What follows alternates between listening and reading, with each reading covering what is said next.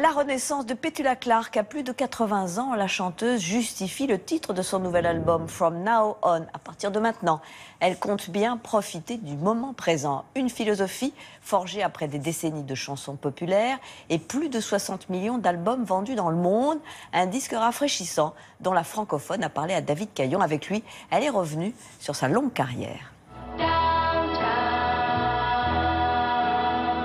Don't hang around and let your problems surround you. There are movie shows downtown. Janvier 1965, les radios britanniques, françaises et américaines s'emparent simultanément de Downtown, la nouvelle chanson d'une jeune anglaise, Petula Clark.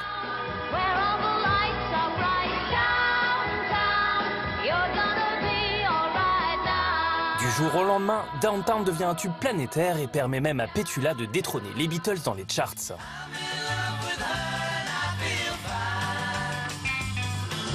Adulée en France, où les plus grands comme Aznavour, Vian ou Gainsbourg ont composé pour elle, Petula Clark revient avec From Now On, un album entre folk et pop contemporaine. Ça valait bien une rencontre avec cette pimpante octogénaire qui a connu le succès dès son plus jeune âge. La première fois que j'ai chanté en public, en fait, c'était dans une chapelle en Pays de Galles. J'aimais ça.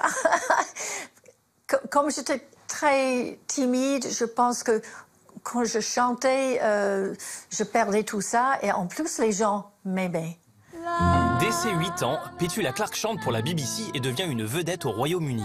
En 1957, elle est invitée à chanter à l'Olympia. Le public français tombe immédiatement sous son charme. J'ai jamais compris pourquoi ça a tellement bien marché avec les Français, avec le public français. Parce qu'en fait, je parlais pas un mot de français au début. Hein. Vraiment, mes premiers disques, j'ai fait ça phonétiquement et c'était mauvais. Hein. C'est vraiment mauvais. Il est fou de joie.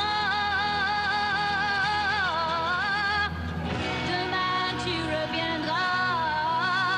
Et tout ça a été très difficile pour moi. Et Paris, oh là là, Paris pour moi, c'était effrayant. C'était plein de jolies filles, des gens sophistiqués, tout ce que... Moi, j'étais vraiment très... pas sophistiquée du tout. Adoptée par le mouvement Yéyé, au début des années 60, Petula Clark devient une star en France. Les plus grands auteurs-compositeurs du pays veulent écrire pour elle, parmi eux, un certain Serge Gainsbourg. J'aimais bien Serge. J'aimais bien la...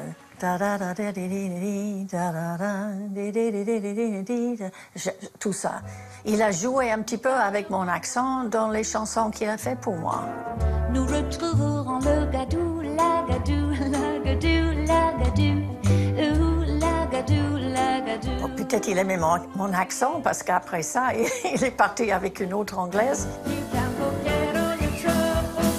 Malgré son succès en France, Petula Clark n'oublie pas de chanter en anglais. Sous la houlette du producteur Tony Hatch, elle enregistre en 1964 une ode à New York qui restera le tube de sa carrière, Downtown.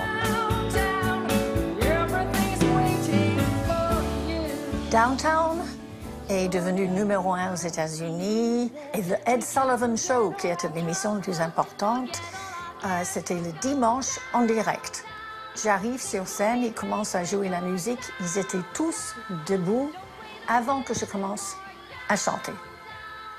Alors là, c'est là où j'ai commencé à comprendre que c'était un numéro 1 aux États-Unis. Et Hollywood ne tarde pas à lui faire les yeux doux. En 1968, elle tourne dans La Vallée du Bonheur pour le jeune Francis Ford Coppola, une comédie musicale dont elle partage l'affiche avec Fred Astaire. Moi, j'ai eu très peur de danser avec Fred Astaire. Moi, je ne suis pas danseuse. Et puis, le jour est venu, il fallait que je danse avec Fred. Il a mis la musique, on était dans un studio de répétition. Et c'était facile. C'était vraiment facile. Ça faisait partie de son talent. Aujourd'hui, après des décennies de variétés haut de gamme, Petula Clark continue de défendre ses chansons sur scène avec la même conviction. J'ai vraiment besoin de faire les nouvelles choses. D'aller sur scène et simplement chanter les vieilles chansons, vraiment, ça ne m'intéresse pas. Burning brightly, you set me prendre un peu de risque parfois. C'est important. Ça fait battre le cœur. Like a flame